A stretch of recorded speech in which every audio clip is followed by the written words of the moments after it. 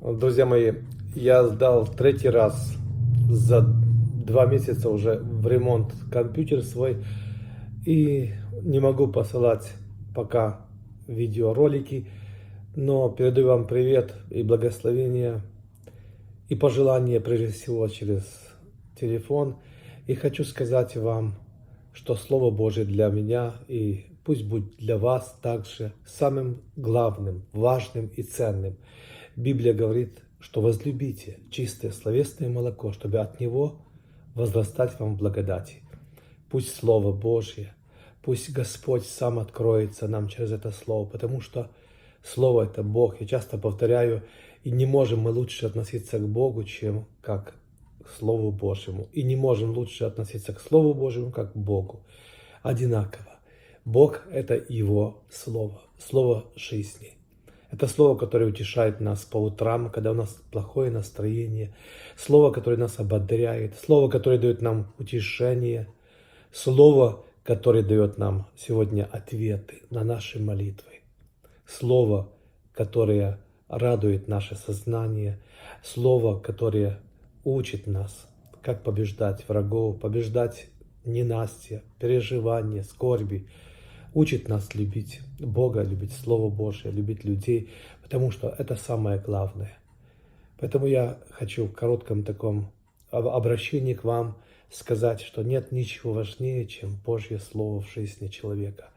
Люди перестали читать Библию, и это очень печально. Христиане оставили Слово Божие. Если в Ветхом Завете мы читаем, что Бог говорит, да не отходит сия книга от уст своих, но поучайся в ней день и ночь, переживай его. То есть в устах твоих должно быть всегда Слово Божье. Говорит ли кто? Говори как Слово Божье. То есть Бог говорит через наши уста. И не просто говорит, а учит нас и обращается к другим людям. Поэтому говорит Господь через пророка Иеремию, что я буду для тебя ответом. Я открою тебе слово, и через твои уста сам буду тебя учить. Приходилось ли вам переживать, когда Бог вас учит и радует через ваши собственные уста, через слово, которое вы слышите, говорите другим. Вы проповедуете сегодня, кому-то говорите, общаетесь, ободряете кого-то, но это слово ободряет вас. И вам приятно, вас это вдохновляет. У меня очень часто бывает так. И знаете, и очень много раз откровение приходит ко мне, когда я обращаюсь к вам, когда я общаюсь с вами, когда говорю с вами через общение личное, по телефону, через видео также, и в проповедях. Бог говорит ко мне, к моему сердцу. И только подумаешь, и только пожелаешь, Господи, и вдруг это слово открывается для тебя. И уже не важно, через твои уста, через кого-то другого, через услышанную проповедь, Бог говорит нам. Бог общается с нами. И вы знаете, и началом нашего слова, началом нашего откровения, началом нашей проповеди, быть может, услышанное слово. Может быть, это слово чужое, кто-то там сказал, но это же не его личное слово.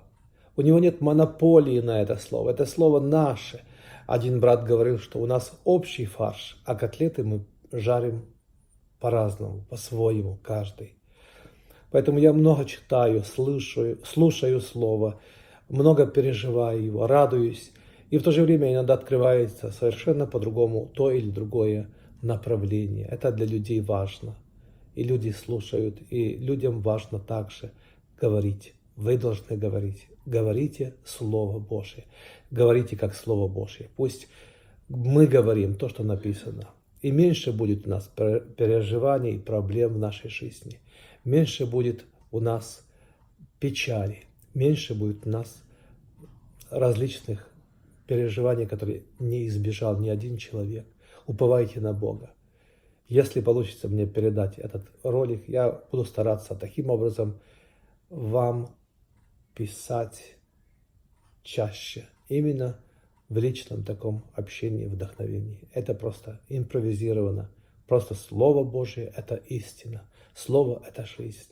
Слово – это то, которое возродило меня к новой жизни, восхотел Господь, родил нас от этого слова.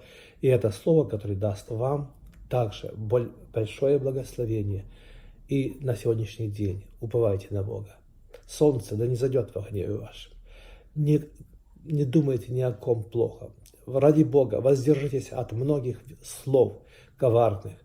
Помните, друзья мои, что все слова, которые через вас кого-то унижали, кого-то клеветали на кого-то ранили, ваши слова. Вы знаете, это слово бумерангом придет в жизнь того человека, который выпустил это слово. Это закон жатвы. Сегодня так много людей страдают. И когда узнаешь ближе, оказывается, они тоже причиняли боль кому-то другому. Да благословит вас Господь. Храни вас Господь, переживать Его и любить Его, и пребывать в Слове Божьем. Пусть, как некогда апостолы говорили, мы не оставим это Слово и молитву, не будем пищить о столах. Мы будем служить Богу и будем переживать Его. Благослови вас Господь.